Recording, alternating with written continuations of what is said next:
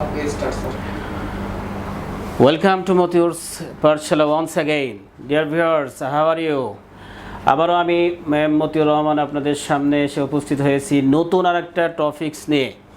গত টপিক্সে আমি যে আলোচনাটা করেছিলাম নিশ্চয়ই মনে আছে, টেন্স নিয়ে আলোচনা করেছিলাম। ইনশাআল্লাহ আপনারা অনেক রেসপন্স করেছেন, অনেক কমেন্টস করেছেন এবং আমার দ্বিতীয় ভিডিওর জন্য, দ্বিতীয় প্রোগ্রামের জন্য আপনারা অপেক্ষা করে আছেন ইত্যাদি ইত্যাদি। তা আই এম ভেরি প্লিজড। আসলে আপনাদের আমি জানি না কতখানি আপনাদেরকে দিতে পারতেছি। উদ্দেশ্য একটাই যে আমার এই আলোচনাটা শুনে যেন যারা ইংলিশে দুর্বল আছে আর যারা আসলে ইংলিশে শিক্ষা থেকে বঞ্চিত আছেন তাদের জন্যই আমি আসলে এই প্রোগ্রামটি পরিচালনা করতেছি। আশা করি যদি উপকৃত হন তাহলে তো অবশ্যই আমার সাথে থাকবেন। আমি চেষ্টা করব আমার যতটা পারি ততটা আপনাদেরকে বোঝানোর জন্য। ডিয়ার ভিউয়ার্স, আজকে যেই টপিক্সটা নিয়ে আপনাদের সামনে উপস্থিত হয়েছি সে টপিক্সটা হচ্ছে ভেরি ইম্পর্ট্যান্ট। আমরা আসলে এগুলো সচরাচর ব্যবহার করে থাকি এবং এই টপিক্সটা যদি আজকে আমরা একটু ক্লিয়ারলি বুঝি তাহলে হাজার হাজার সেন্টেন্স তৈরি করা যাবে এখান থেকে। তার আগে আমি একটু গত ক্লাসটা একটু রিভাইজ দিয়ে নেই, যেহেতু একটা ধারাবাহিকভাবে ক্লাসটা চলতেছে। গত ক্লাসে কি আলোচনা করেছিলাম নিশ্চয়ই মনে আছে, টেন্সের ক্ষেত্রে বলছিলাম টেন্স ধরার উপায়টা বলছিলাম, 3টা অক্ষর দিয়ে আমি টেন্স ধরতে পারবো। সেই 3টা অক্ষর কি? ল, ম এবং ব। ল যদি কোনো বাক্যে শেষ অক্ষরটা যদি ল এবং ম থাকে তাহলে সেটা হবে পাস্ট টেন্স, এবং যদি বাক্যে শেষের অক্ষরটা যদি ব থাকে তাহলে সেটা হবে ফিউচার টেন্স। আর যদি কোনো বাংলা বাক্যে ল, ম এবং ব অর্থাৎ লম্ব না থাকে তাহলে সেটা হবে প্রেজেন্ট টেন্স। ওই আলোচনা আমি প্রেজেন্ট ইনডিফিনিট টেন্স বলে ফেলছিলাম। প্রেজেন্ট ইনডিফিনিট টেন্স অবশ্যই প্রেজেন্ট ইনডিফিনিট টেন্স হবে, প্রেজেন্ট কন্টিনিউয়াস টেন্স হবে, প্রেজেন্ট পারফেক্ট টেন্স হবে, প্রেজেন্ট পারফেক্ট কন্টিনিউয়াস টেন্স হবে। অর্থাৎ আমরা বোঝার ক্ষেত্রে আমরা বলবো যদি কোনো বাংলা বাক্যে শেষে ল, ম এবং ব যদি না থাকে তাহলে সেই বাক্যটা হবে প্রেজেন্ট টেন্স। আমার মনে হয় আপনারা খুব ভালো করেই বুঝছেন, অনেকেই কমেন্টস করছেন যে আলোচনাটা খুব ভালো লাগলো এবং আমরা খুব সুন্দরভাবে বুঝেছি। আজকে আমরা আলোচনা করব যখন কোনো বাক্যে am, is, are, was were, have, has এবং উইল হ্যাভ মূল ভার্ব হিসেবে ব্যবহৃত হয়। এখন আমরা একটু দেখে নেই যে এই am, is, are, was were, have, has, will have এগুলো কিন্তু অন্যান্য টেন্সের ক্ষেত্রে যেমন স্পেশালি প্রেজেন্ট কন্টিনিউয়াস টেন্সে, পাস্ট কন্টিনিউয়াস টেন্সে am, is, are, was were auxiliary verb হিসেবে ব্যবহৃত হয়। আর হ্যাভ, হ্যাজ প্রেজেন্ট পারফেক্ট টেন্সের অক্সিলারি ভার্ব হিসেবে ব্যবহৃত হয়। আর এখানে আরেকটা আছে, আর হ্যাড হলো past continuous tense, past perfect টেন্সে অক্সিলারি ভার্ব হিসেবে ব্যবহৃত হয় হ্যাড। কিন্তু আজকে আলোচনা করব হচ্ছে যে কখন এরা মূল ভার্ব হিসেবে ব্যবহৃত হয়, প্রিন্সিপাল ভার্ব হিসেবে ব্যবহৃত হয়। আমরা যদি একটু দেখি তাহলে এই এম, ইজ, আর অর্থটা কি, হ্যাভ, হ্যাজের অর্থটা কি সেটা আগে আমরা জেনে নেই। Am, is, are, am, is, are অর্থ হলো হই, হয়, আসো, আছে, আসেন। অর্থাৎ আবার হ্যাভ, হ্যাজ মানেও আছে, এম, ইজ, আর মানেও আছে। তাহলে এই দুইটার পার্থক্যটা কি হবে? এই জন্যই আজকের এই টপিকটা নিয়ে আমি আলোচনা করতে এসেছি যে দুইটার একই শব্দ পাওয়া যাচ্ছে, তাহলে কখন এম, ইজ, আর ব্যবহৃত হবে আর কখন হ্যাভ, হ্যাজ ব্যবহৃত হবে। মূলত হচ্ছে এই কম্প্যারিজনটাই আলোচনা করব আজকে। তাহলে আমাদের যে ইয়াটা ছিল, রং কনসেপ্টটা ছিল সেটা দূর হবে। যেমন এখানে একটা উদাহরণ দিছি আমি, মারিয়া এখানে আছে, আর মারিয়া মারিয়ার একটি মোবাইল আছে, তো এখানেও আছে শব্দটা, আবার এখানেও আছে শব্দটা আছে। তাহলে এখানে কি হ্যাভ হ্যাজ ব্যবহৃত হবে, আর এখানে কি অ্যাম ইজ আর ব্যবহৃত হবে? ভিউয়ার্স, না।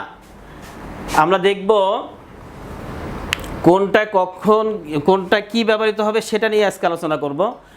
আলোচনাটা হচ্ছে কোনো বাক্যে কর্তা বা সাবজেক্ট যদি নিজে উপস্থিত থাকে বা নিজে উপস্থিত থাকে, তাহলে যদি নিজে হয়, নিজে উপস্থিত থাকে, তাহলে সেই ক্ষেত্রে মূল ভার্ব হিসেবে অ্যাম ইজ আর ব্যবহৃত হবে।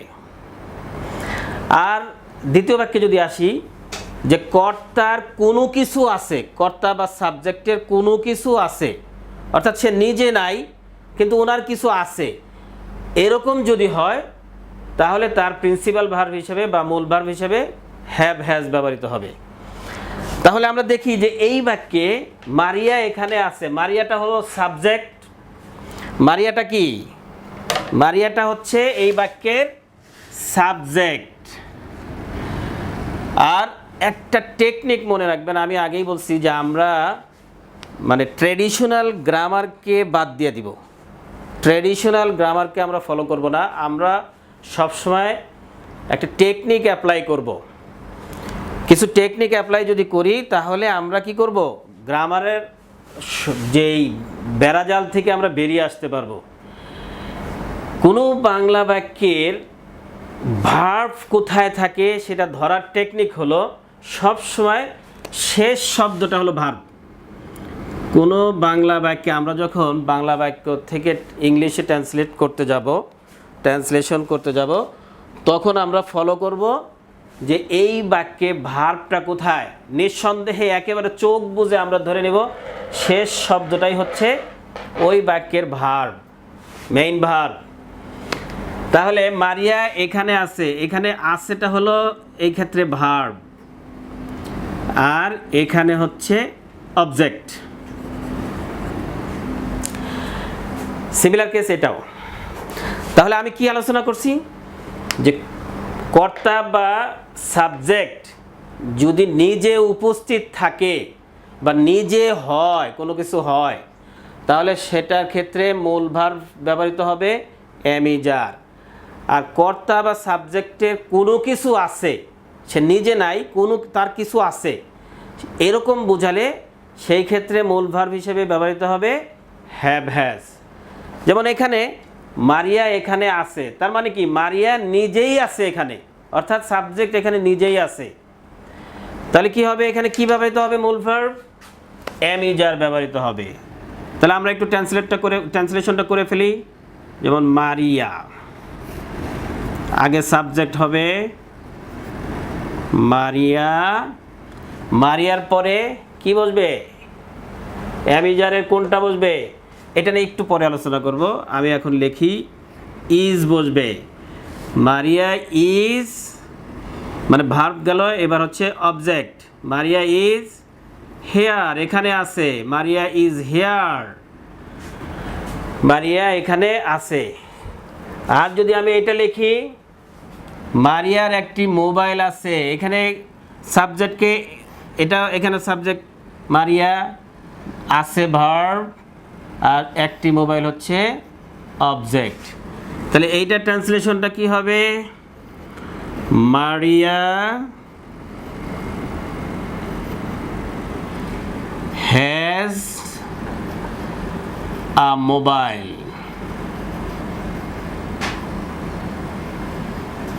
মারিয়া হ্যাজ আ মোবাইল। দেখেন দুইটা বাক্যের শেষেই কিন্তু আছে ছিল, একটাই হয়েছে মারিয়া ইজ হিয়ার, আর একটা হয়েছে মারিয়া হ্যাজ আ মোবাইল। তাহলে আমাদের কনসেপ্ট এবার ক্লিয়ার।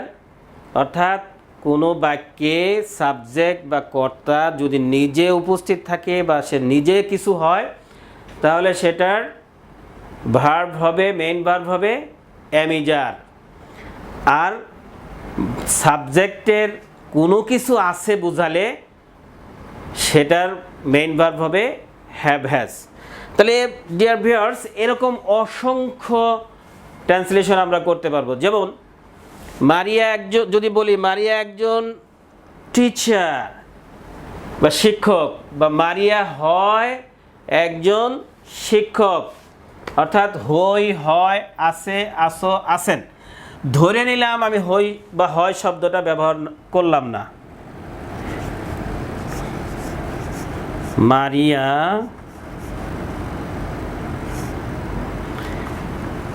একজন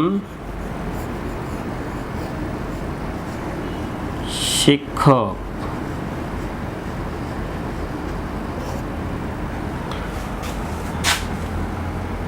আর মারিয়ার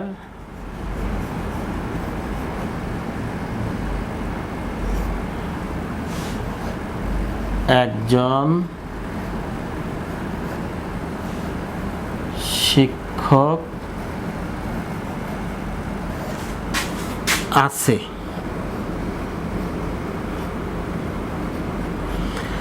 তাহলে এই বাক্যে ট্রান্সলেশনটা কি হবে? মারিয়া একজন শিক্ষক, তার মানে কি শিক্ষকটা কি? মারিয়া একজন শিক্ষক মানে মারিয়া নিজেই একজন শিক্ষক, মানে কর্তা নিজেই হয় একজন শিক্ষক। তাহলে কর্তা নিজেই একজন শিক্ষক, আর এখানে কি মারিয়ার একজন শিক্ষক আছে, তার মানে হচ্ছে কর্তা বা সাবজেক্টের একজন শিক্ষক আছে। কর্তা নিজে, কিন্তু এই বাক্যে কিন্তু কর্তা নিজে শিক্ষক না, এই বাক্যে হচ্ছে কর্তার একজন শিক্ষক আছে, আর এই বাক্যে হচ্ছে কর্তা নিজেই একজন শিক্ষক। তাহলে ট্রান্সলেশনটা কি হবে? মারিয়া is a teacher, Maria is a teacher, মারিয়া একজন শিক্ষক। আর এই বাক্যে কি হবে? মারিয়া হ্যাজ আ টিচার।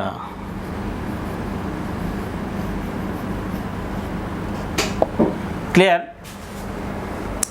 কারণ এই বাক্যে আমি আবারও বলি, এই বাক্যে মারিয়া নিজেই একজন শিক্ষক, অর্থাৎ সাবজেক্ট নিজেই একজন শিক্ষক, আর ওই বাক্যে মারিয়ার একজন শিক্ষক আছে, অর্থাৎ সাবজেক্টের কোনো কিছু আছে, এই জন্যে হ্যাজ বসছে। আর এখানে মারিয়া নিজেই একজন শিক্ষক, মারিয়া নিজেই আছে, অর্থাৎ সাবজেক্ট নিজেই আছে, যার কারণে এখানে ভার্ব হিসেবে কি ব্যবহৃত হয়েছে? ইজ ব্যবহৃত হয়েছে। Clear dear viewers? এভাবে অসংখ্য হাজার হাজার ট্রান্সলেশন আপনারা নিজেরাই করতে পারবেন, যদি এই কনসেপ্টটা আপনাদের ভিতরে ক্লিয়ার থাকে, তাহলে আর আশা করি আর ভুল হওয়ার কথা না।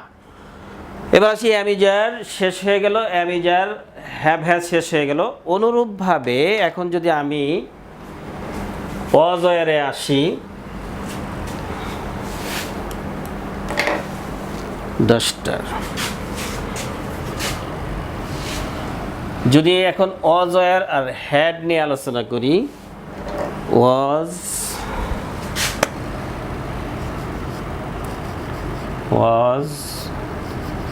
ওয়ার,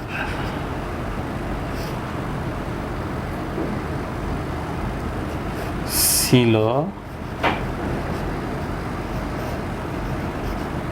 ছিলেন, ছিলেন ইত্যাদি। আর এটা যদি হয় হ্যাড,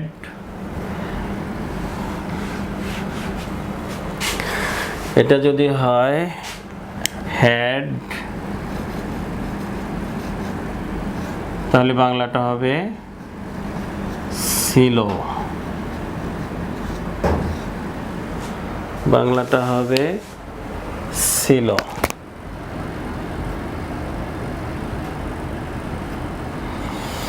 ডিয়ার ভিউয়ার্স, আজকেও যদি আপনারা টেন্সের সাথে এইগুলোকে মিলান, দেখেন মিলে গেছে। আমরা এর আগে যে উদাহরণগুলো দিছি, অ্যামিজার, আর বাংলাটা ছিল কি মারিয়া এখানে আছে, এখানে কি লম অব কিছু আছে নাই, তার মানে এটা কোন টেন্স হবে? এটা হবে প্রেজেন্ট টেন্স। তাহলে এতক্ষণ আলোচনা করছি কি প্রেজেন্ট টেন্স নিয়ে, এটাও তাই, ল ম ব নাই, তার মানে প্রেজেন্ট টেন্স। আর এখন যেটা নিয়ে আলোচনা করবো এটা কোন টেন্স হবে? এটা নিয়ে এটা আলোচনা হবে। এখন যেটা আলোচনা করব এটা হচ্ছে কি আছে, ল আছে, তার মানে টেন্সের দিক দিয়ে কোনটা হবে? Past tense. মারিয়া এখানে আছের পরিবর্তে যদি লিখি ছিল, মারিয়া এখানে ছিল,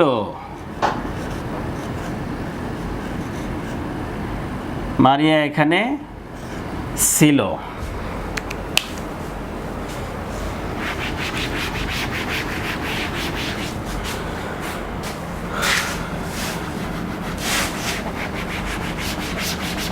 আর এখানে কি হবে?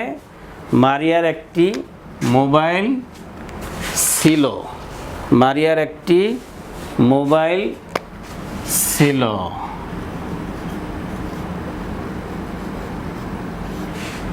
তাহলে আমরা এখন কোন টেন্সে আছি?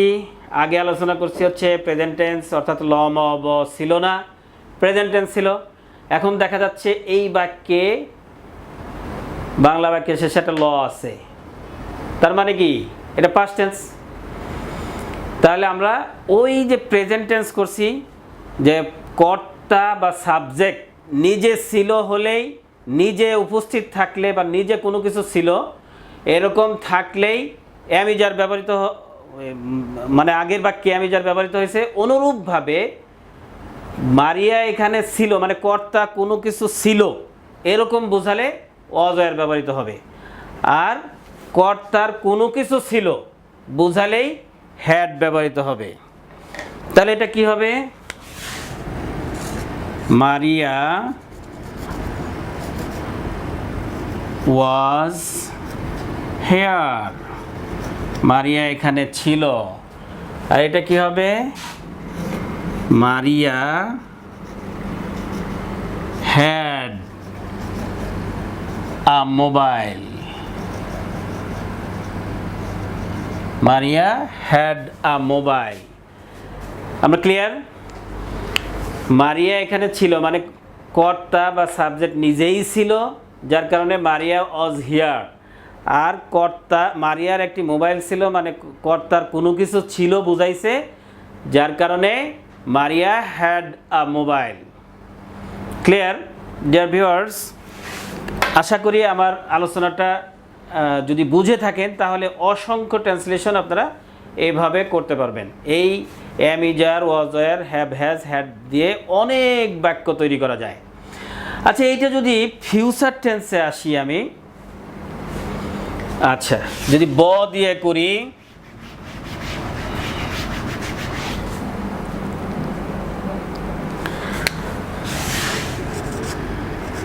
মারিয়া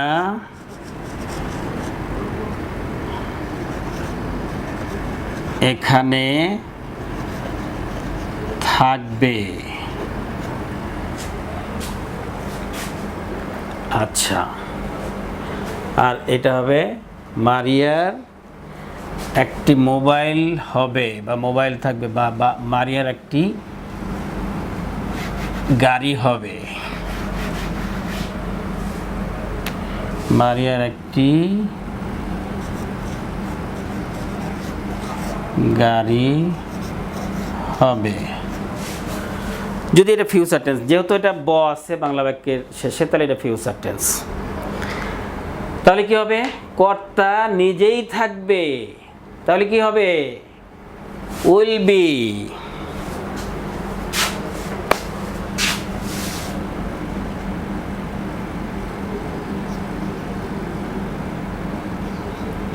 উইল বি। তাহলে কি হবে? Maria will be here, Maria will be here. আর এটা কি হবে? Maria will have a car, Maria will have a খা। ক্লিয়ার ডিয়ার ভিউয়ার্স, আশা করি আজকের আলোচনায় যদি আপনারা মনোযোগ সহকারে শুনে থাকেন তাহলে এরকম অসংখ্য বাক্য তৈরি করা যাবে। আমরা আসলে যখন আমরা ট্র্যাডিশনাল গ্রামার ফলো করতাম তখন কিন্তু আসলে আমরা এটাকে অন্যভাবে শিখছি, অন্যভাবে জানতাম, অন্যভাবে শিখতাম।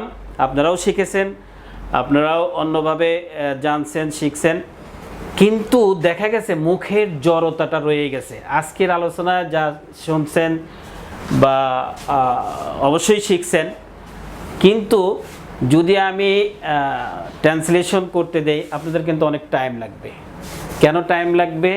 কারণ হচ্ছে আপনারা চিন্তা করবেন যে এই বাক্যের সাবজেক্টকে, এই বাক্যের সাবজেক্টের পরে এম ইজারের কোনটা বসবে, হ্যাভ হ্যাজের কোনটা বসবে, এটা নিয়ে কিন্তু আপনাদের বেশ সময় যাবে এবং কন্ট্রাডিকশন ফিল করবেন। আমি আপনাদের প্র্যাকটিসের জন্য, মুখের জড়তা দূর করার জন্য 6টা সাবজেক্ট নিয়ে আমি আলোচনা করি। এম ইজার কোনটার পরে কোনটা বসবে, হ্যাভ হ্যাজ কোনটার পরে কোনটা বসবে, এগুলো আপনারা বাসায় প্র্যাকটিস করবেন। আমি 6টা সাবজেক্ট নিয়ে আজকে আলোচনা করি।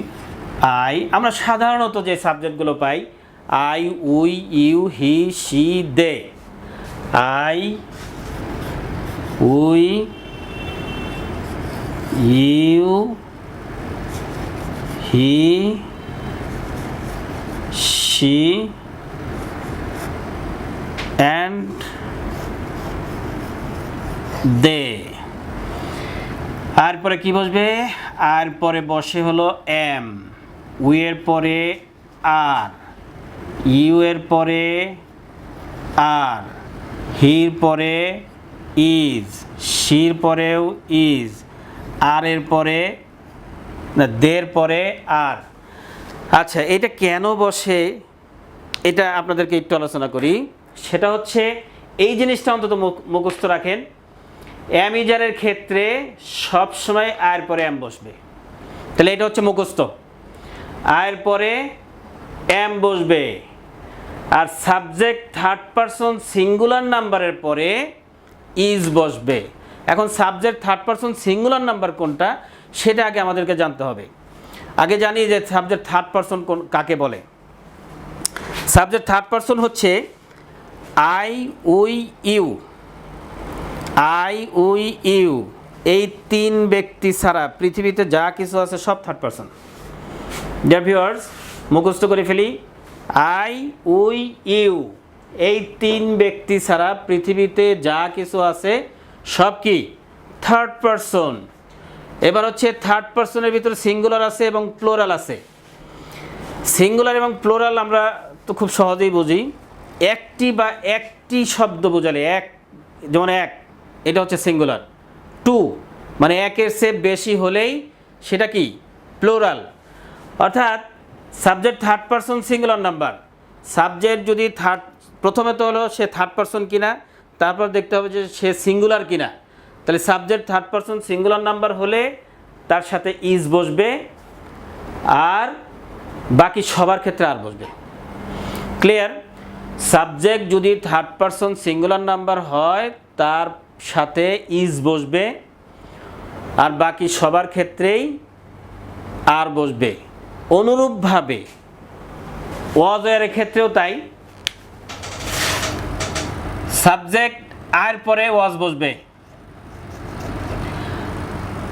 আর হচ্ছে সাবজেক্ট থার্ড পারসন সিঙ্গুলার নাম্বারের পরে ওয়াজ বসবে। Sorry, subject third person singular নাম্বারের পরে ওয়াজ বসবে, আর সবার ক্ষেত্রেই ওয়ার।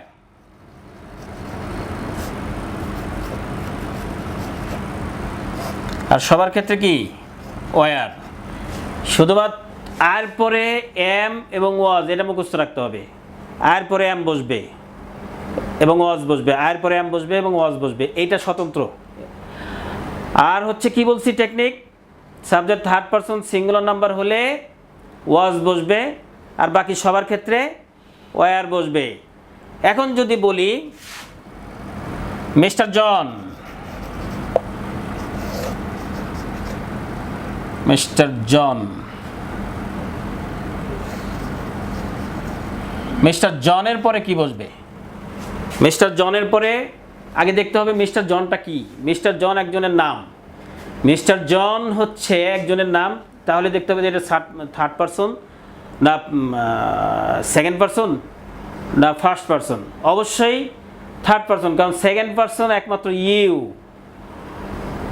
তাহলে অবশ্যই কি এটা থার্ড পারসন। এখন দেখতে হবে যে এই থার্ড পারসন হলো, ঠিক আছে মেনে নিলাম থার্ড পারসন, এখন কি সিঙ্গুলার না প্লোরাল? মিস্টার জন কয়জন বোঝাইছে? একজন, তার মানে সিঙ্গুলার। তাহলে মিস্টার জনের পরে কি বসবে? ইজ বসবে, এবং পাস্ট টেন্সের ক্ষেত্রে অজ বসবে।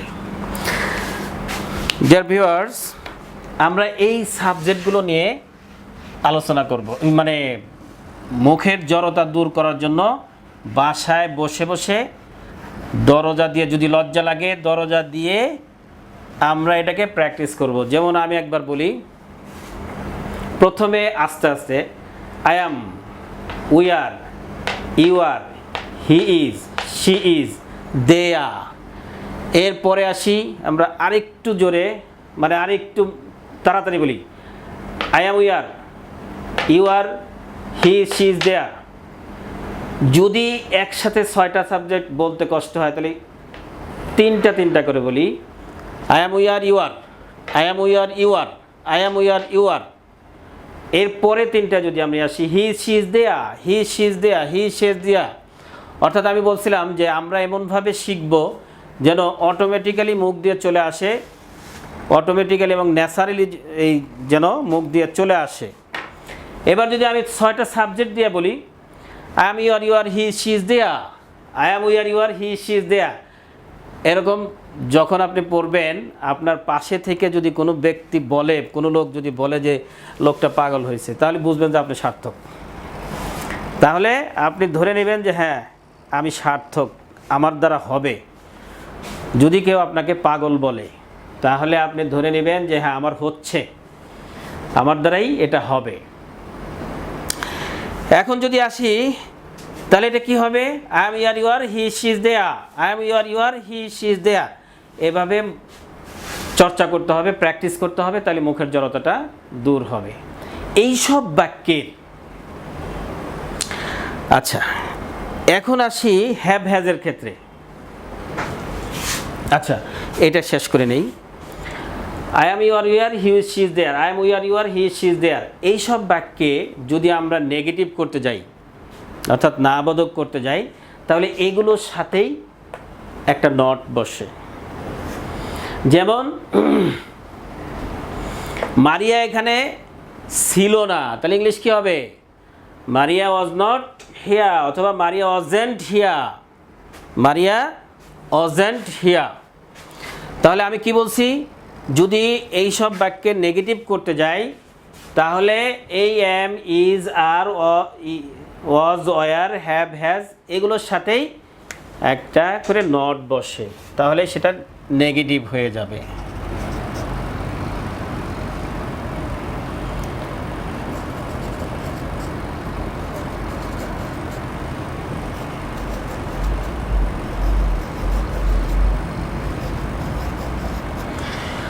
আম নাট, এটার উচ্চারণ হচ্ছে, নটের উচ্চারণ হচ্ছে actually not. I am not, we are not, you are not, he is not, he is not, they are not.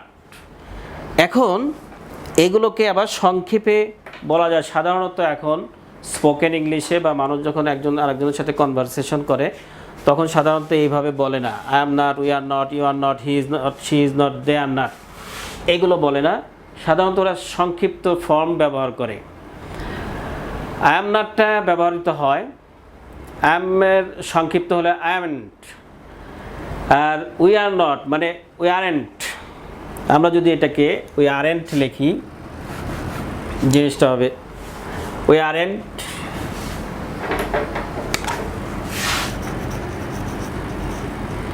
N দিয়ে একটা apostrophe S, we aren't, you aren't, he isn't.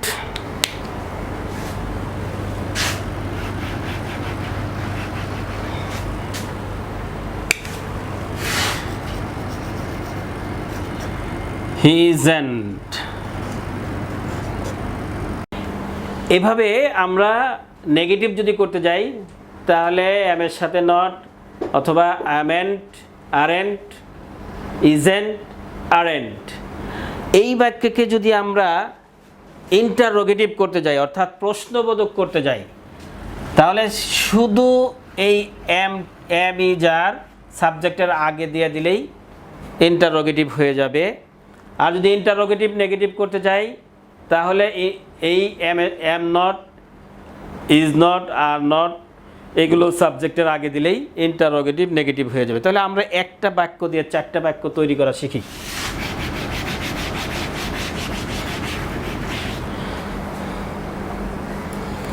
যেমন ইউ আর হেয়ার, তুমি এখানে।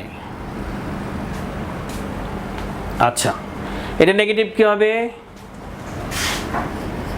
অর্থাৎ কি বলছি, এইটাকে not করে দিলেই হবে ইউ আরেন্ট হেয়ার, তুমি এখানে না। আচ্ছা, এবার যদি প্রশ্ন করি তুমি কি এখানে, তাহলে কি বলছিলাম, এইটা সাবজেক্টের আগে চলে আসে, আর ইউ হেয়ার, আর সেই ক্ষেত্রে একটা প্রশ্নবোধক চিহ্ন দিতে হয়। তুমি কি এখানে নাই, তাহলে কি হবে, aren't you, aren't you here, তুমি কি এখানে নাই, আরেন্ট ইউ হিয়ার। এইভাবে অসংখ্য বাক্য আপনারা তৈরি করতে পারবেন, সমস্যা নাই। যদি আপনার কনসেপ্টটা যদি ক্লিয়ার হয় তাহলে অসংখ্য বাক্য তৈরি করতে পারবেন। অনুরূপভাবে এখন আসি হ্যাভ হ্যাজ। হ্যাভ হ্যাজ, কোথায় হ্যাভ বসে আর কোথায় হ্যাজ বসবে? I, we, you, he, she, they, এটা মনে রাখতে হবে। আর পরে হ্যাভ বসবে, আর সাবজেক্ট থার্ড পারসন সিঙ্গুলার নাম্বারের পরে হ্যাজ বসবে, আর বাকি সব ক্ষেত্রেই কি বসবে, হ্যাভ।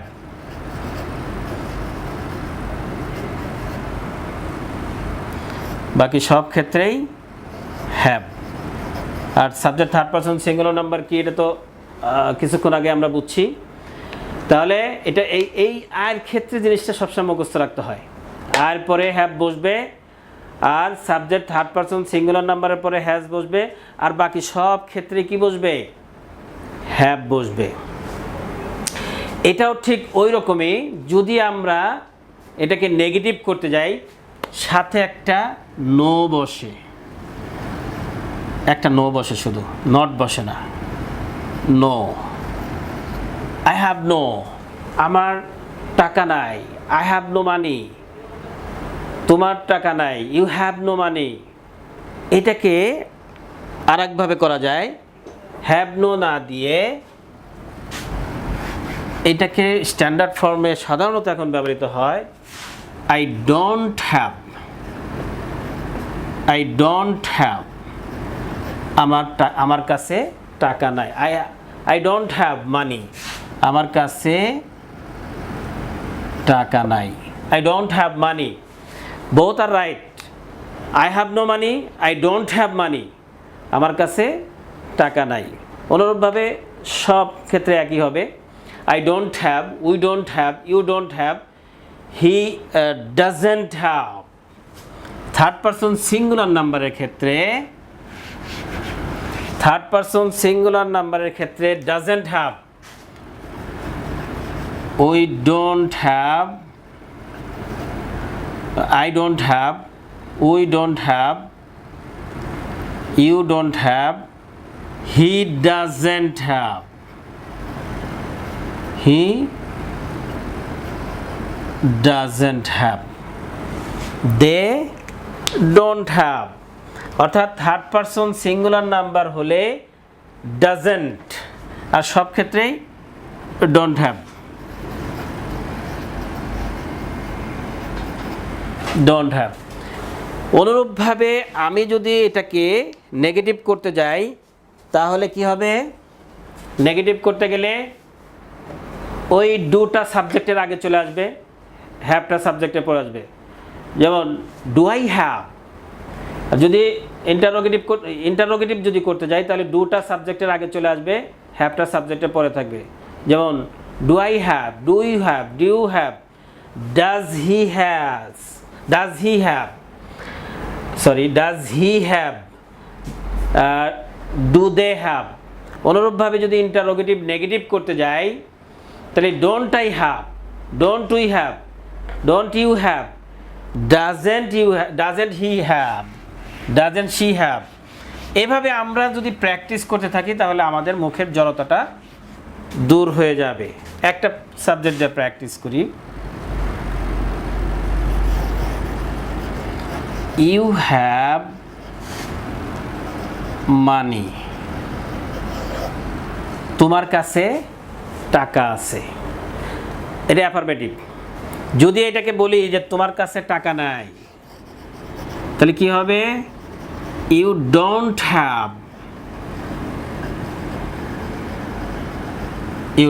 হ্যাভ মানি, তোমার কাছে টাকা নাই। অথবা এটাকে এইভাবে বলা যায়, ইউ হ্যাভ নো মানি, তোমার কাছে টাকা নাই। যদি এটাকে ইন্টারোগেটিভ করতে যাই, প্রশ্নবোধক যদি করতে যাই, তাহলে কি হবে? Do you have money, do you have money, তোমার কাছে কি টাকা আছে? ডু হ্যাভ মানি, তোমার কাছে কি টাকা আছে? আর যদি বলি তোমার কাছে কি টাকা নাই, তাহলে কি হবে? ডোন্ট ইউ হ্যাভ মানি, তোমার কাছে কি টাকা নাই? এভাবে আমরা অসংখ্য বাক্য তৈরি করতে পারবো। একটা সাবজেক্ট দিয়ে আমরা হাজার বাক্য তৈরি করতে পারবো, এবং একটা সাবজেক্টে অনেক প্র্যাকটিস করব, তাহলে আমাদের মুখের জড়তাটা দূর হয়ে যাবে। অনুরূপভাবে উইল হ্যাভ দিয়েও করা যাবে, হ্যাড দিয়ে করা যাবে। সব সাবজেক্টের পরেই হ্যাড বসবে, আর উইল হ্যাভ সব সাবজেক্টের পরে উইল হ্যাভ বসবে। এটা একটা কমন জিনিস, খুব সহজ জিনিস। সব সাবজেক্টের পরে উইল হ্যাভ, মানে উইল হ্যাভের ক্ষেত্রে সব সাবজেক্টের পরে উইল হ্যাভ, আর হেডের ক্ষেত্রে সব সাবজেক্টের পরেই হ্যাড। আর হেডের ক্ষেত্রে, উইল হ্যাভের ক্ষেত্রে নেগেটিভ হবে ওন্ট হ্যাভ, আর হেডের ক্ষেত্রে নেগেটিভ করতে হবে ডিডেন্ট হ্যাভ। যখনই আমরা ডিডেন্ট দিব তখন এটা আর হ্যাড থাকবে না, হ্যাভ হয়ে যাবে। যেমন ইউ ডিডেন্ট হ্যাভ মানি, তোমার কাছে টাকা নাই। অথবা যদি আমি বলি আই ডিডেন্ট হ্যাভ মানি, আমার কাছে টাকা ছিল না। আর ইউ ডিডেন্ট হ্যাভ মানি, তোমার কাছে টাকা ছিল না। এইভাবে আমরা এখন আমাদের যে মূল যে বিষয়টা যে আলোচনা করছি, এই আলোচনাটা যদি আমরা ভালোভাবে শিখে থাকি, ভালোভাবে যদি বুঝে থাকি, তাহলে আমরা এরকম এই am, is, are, was, were, have, has, will have, had, will be, এইগুলো দিয়ে হাজার বাক্য তৈরি করতে পারবো। আমি জানি না আপনাদেরকে কতখানি উপহার দিতে পারলাম, আর আপনাদের কতখানি ভালো লাগছে আমি জানি না। আমি আপনাদেরকে আবারও রিকোয়েস্ট করব, ওই 6টা সাবজেক্ট দিয়ে একটা সাবজেক্টের সাথে এরকম am, is, are, was, were, have, has, will have বসে বাসায় প্র্যাকটিস করবেন। প্রয়োজনে ঘরে দরজা দিয়ে প্র্যাকটিস করবেন। যদি কেউ আপনার পাশের থেকে বা আপনার ভাই বোন বা আপনার মা বাবা যদি বলে ছেলেটা পাগল হয়েছে, তাহলে বুঝবেন যে আপনার দ্বারা কিছু হচ্ছে। তো আমার আলোচনা যদি ভালো লাগে আমার সাথে থাকবেন। আগামীতে আর একটা টপিক নিয়ে আসবো আপনাদের সামনে। সেই পর্যন্ত আপনারা ভালো থাকেন, সুস্থ থাকেন, সুন্দর থাকেন। আল্লাহ হাফেজ।